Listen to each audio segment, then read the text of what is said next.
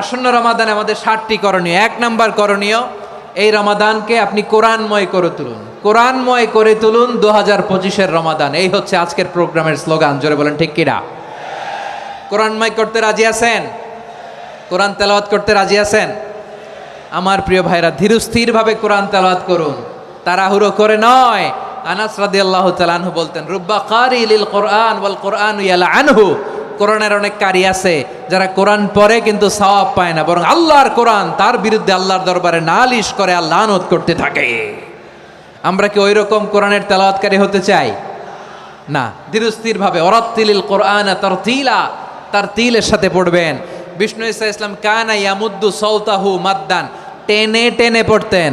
আলহামদুলিল্লাহি রাব্বিল আলামিন আর রহমানির রহিম মালিকি ইয়াউমিদ্দিন ইয়্যাকা না'বুদু ওয়া ইয়্যাকা নাস্তাঈন ইহদিনাস সিরাতাল মুস্তাকিম সিরাতাল লাযীনা আন'আমতা আলাইহিম গায়রিল মাগদুবি আলাইহিম ওয়ালাদ-দাল্লিন।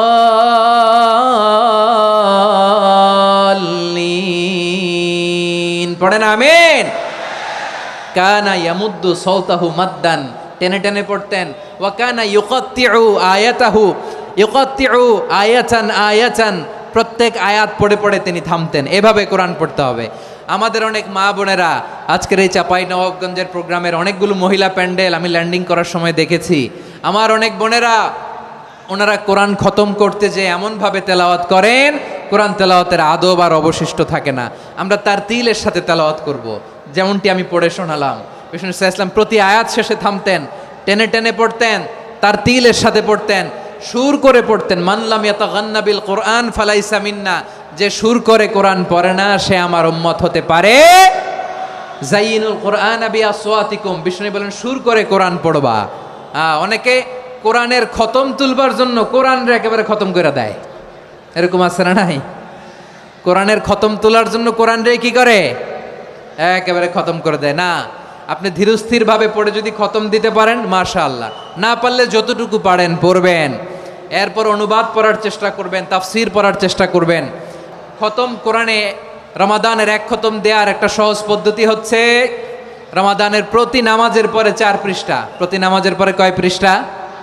4 পৃষ্ঠা। তাহলে 5 ওয়াক্তে 4 পাঁচা 20 পৃষ্ঠা। হেফজে কোরআনগুলো 20 পৃষ্ঠা 1 পারা। এভাবে 30 দিনে আপনার 1 খতম হয়ে যাবে। আমরা যেন তার তিলের সাথে বিশুদ্ধভাবে কোরআন তেলাওয়াত করতে পারি, আল্লাহ তৌফিক দান করুক। পড়ে না আমিন। 2 নাম্বার করণীয়, ধীরস্থিরভাবে তারাবির সালাতগুলো যেন আমরা আদায় করি। তাড়াহুড়ো করবেন না আল্লাহর ওয়াস্তে, তাড়াহুড়ো করবেন না, তাহলে কোরআন আমাদের জন্য বদদোয়া করবে। তাড়াহুড়ো করবেন তারাবির নামাজে। তারাবির নামাজ সালাতুত তারাবিহ মানে বিশ্রামের নামাজ। আর আমরা পড়ি সলাতুল কিতার, রেলগাড়ির মতো নামাজ। চিল্লায় বলেন ঠিক কি না?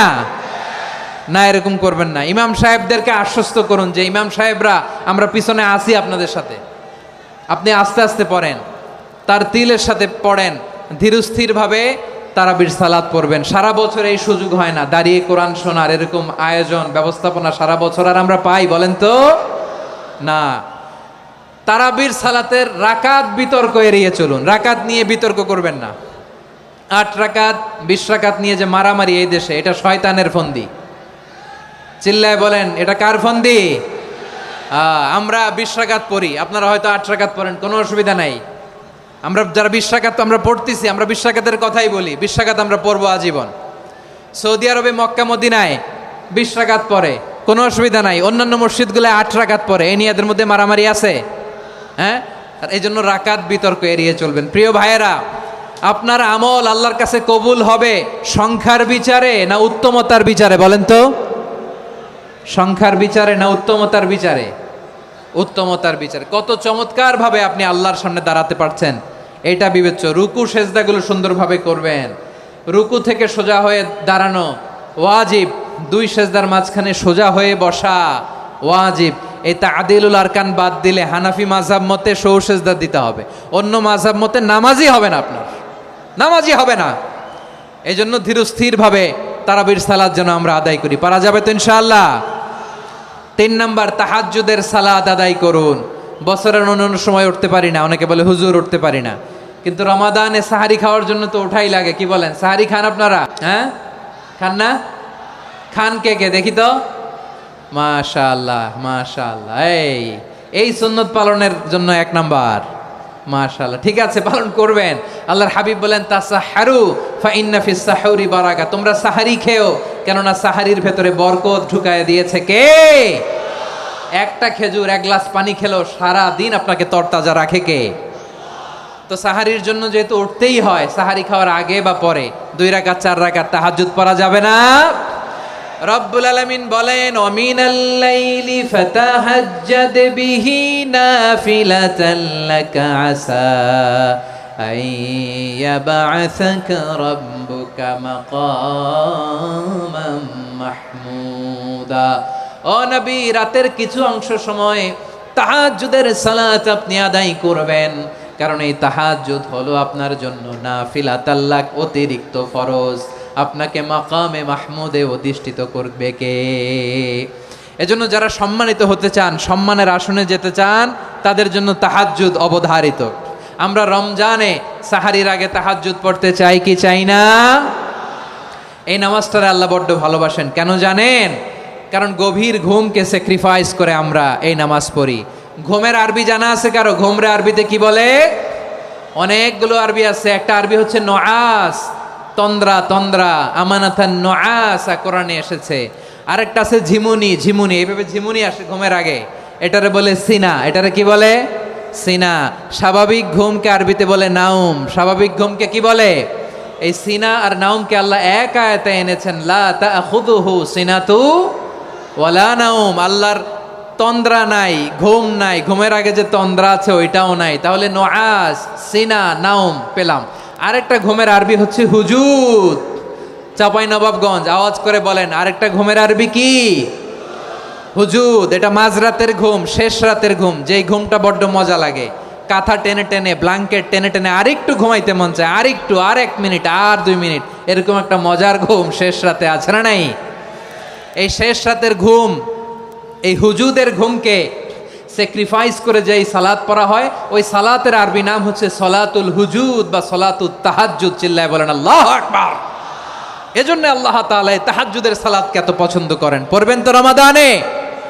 4 নম্বরে মুক্ত হস্তে দান করুন, মুক্ত হস্তে দান করুন।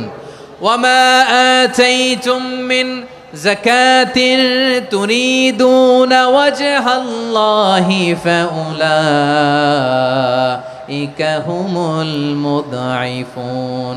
তোমরা মনে করো না যাকাত দিলে তোমাদের সম্পদ কমে যায়, এটা ভেবো না। বরং তোমরা আল্লাহর খুশির জন্য যে যাকাত দাও, তারপরে তোমার যে সম্পদ থাকে ওই সম্পদের মধ্যে প্রবৃদ্ধি দান করে কে? আপনি মনে করছেন দিলে কমে? চাঁপাইনবাবগঞ্জের ভাইয়ের আওয়াজ করে বলেন, দান করলে কি সম্পদ কমে নাকি বাড়ে? আওয়াজ করে বলেন, কমে না বাড়ে? বাড়ে। যেটা দান করেন, কামাসালি হাব্বা আম্বাতাত সাবআ সানাবিলা ফি কুল্লি সুম্বুলাতিন মিয়াতি হাব্বা। 1 টাকা দান করলে এটা চারা বীজের মতো, রূপে দিলে 7টা শীষ, প্রতি শীষে হয় 100 শস্য দানা। আল্লাহ যারে চায় এরকম বাড়ায় দেয়, প্রবৃদ্ধি দেয়। সুবহানাল্লাহ। এজন্য মুক্ত হস্তে দান করতে রাজি আছেন?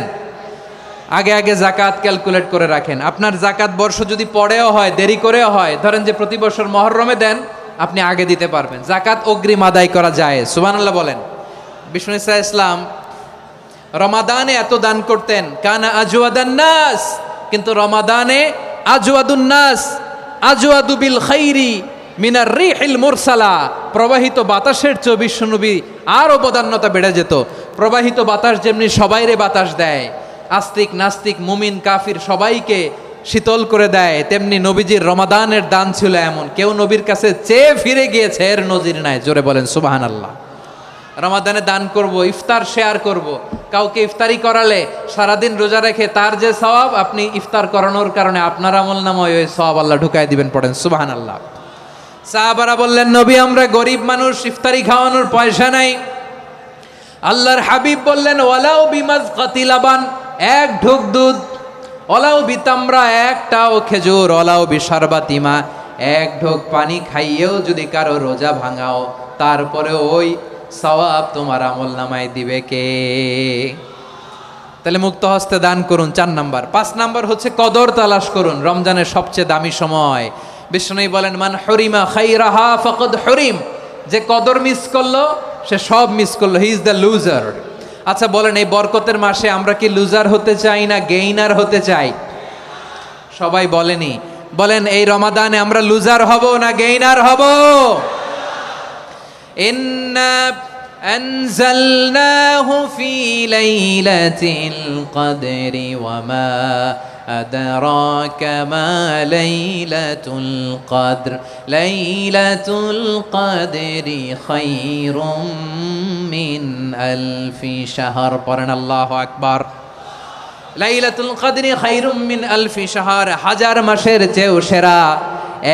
1000 মাসে হয় 83 বছর 4 মাস। 83 বছর 4 মাস টানা ইবাদত করলে যেই সওয়াব, কদরের রাতে ইবাদত করলে অতটুকু সওয়াব আপনি পাবেন, আল্লাহ সেটা বলে নাই। আল্লাহ বলে তার চাইতে বেশি সওয়াব দিয়ে আপনার আমলনামা ভরে দিবে কে? কদর যেন মিস না হয়। 21, 23, 25, 27, 29 নাকি খালি 27? আপনারা কি খালি 27? হ্যাঁ না, ফালতামিসু ফিল আশরিল আওয়াখিরি ফিল মিনাল ভিতরি, রমজানের শেষ দশকের বেজর রাতগুলোকে কদর হিসেবে তালাশ করো। আল্লাহর হাবিব সাল্লাল্লাহু আলাইহি ওয়াসাল্লাম শেষ 10 দিন টানা ইবাদত করতেন, টানা ইবাদত। ইদা জাআল আশরু আহিয়াল লাইলা আইকাযা আহলা ওয়া জাদ্দা ওয়া শাদ্দাল মিজার, সারা রাত জেগে ইবাদতের নজির নবীজির নাই, শুধু রমজানের শেষ দশক ছাড়া। সুবহানাল্লাহ বলেন। নিজেও ঘুমাতেন না, ফাতেমা রাদিয়াল্লাহু তাআলা আনহু, আলী রাদিয়াল্লাহু তাআলা আনহু কাউকে ঘুমাতে দিতেন না, সবাইকে জাগিয়ে তুলতেন। আমরা সারা রাত জেগে ইবাদত করব, রাজি আছেন তো? কদর যেন আমাদের মিস না হয়। আজকে থেকেই ক্যালেন্ডারে মার্ক করে রাখেন, সব কাজ পেছনে ফেলে, সব ব্যস্ততাকে পেছনে ফেলে ইবাদতের জন্য আমরা প্রস্তুত থাকবো কদরের রাতে। কোনোভাবে কদর যেন আমাদের মিস না হয়, ইনশাআল্লাহ বলেন তো সবাই?